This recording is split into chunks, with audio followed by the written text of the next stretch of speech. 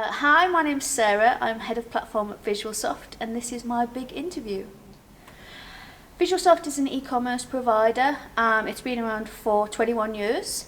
We have our own e-commerce platform that powers around 1,200 online stores, and we also offer a range of marketing services to help those businesses grow.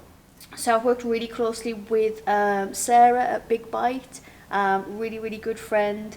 Rich Himsworth at Salesfire. Obviously the guys at Better Brand have just helped us with our relaunch of our brand. I think there's loads as well. We attend Refresh Teesside, so there's lots of connections like that across the region. So the thing that I love the most about the community is that it's really close-knit. So I think because I've been part of the sector for quite a while now, so over 10 years, there's lots of familiar faces, and there's also people that are genuinely like friends for life, so I love that. That's really special. So if you'd have asked me that question a few weeks ago, I probably would have said something along the lines of the digital city, and it's fantastic that that's been announced. I think beyond that, I'd probably love to see investment in getting more women in the tech sector, because there's still a gender imbalance, and I think it would be great for this region in particular to kind of make roads on that area. The other thing I'd love to see is for Teesside to become a kind of a smart city. I think that would be an amazing investment, so that we could use genuine data, big data, to live more sustainably and economically.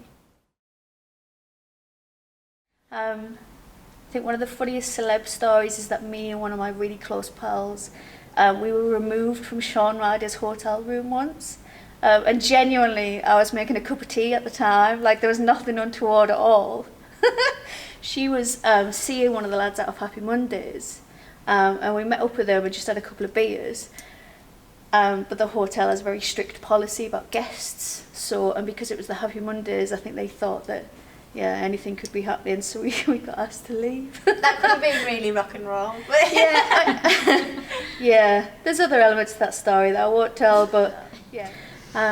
Boy George once put makeup on me, and I was really drunk and rude, and he was really kind.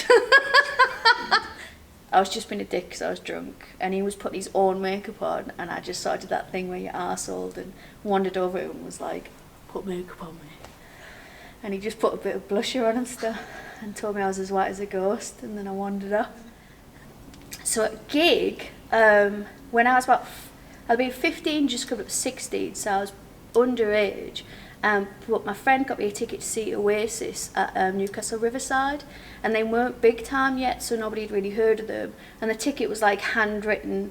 It was like a £5 or something, but it turned out to be the gig where somebody jumped up and punched Noel in the face, and then the whole band like jumped in on this person, and they stormed off stage and they refused to come back on, so then there was a bit of a mini riot as well in Newcastle over it. Absolutely none. I have no interest in it whatsoever, but because of where I live and work, if something good happens, I will say up the borough, which is just like a natural reaction. But I couldn't tell you who's in that football team, but yeah, up the borough.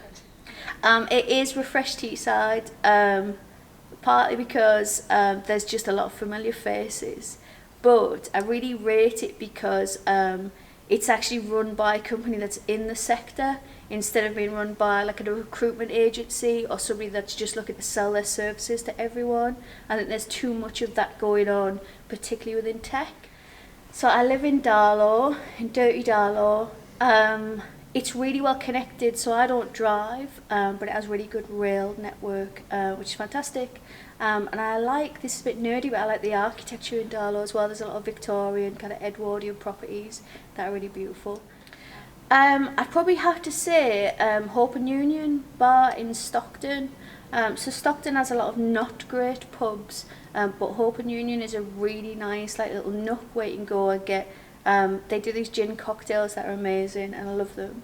And like they do like lunch food and stuff that's really good. It's a really nice little place. So I don't drive, I've never driven, and also I grow my own vegetables, which all my friends are really sick of hearing about. But I love it, and that's pretty kind to the environment.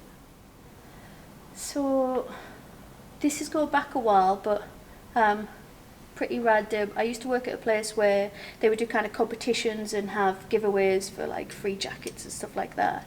And sometimes if there was any unclaimed prizes, I would give them away to some of the homeless guys up the road. And so that's pretty random. I'd like to think that I do stuff all the time.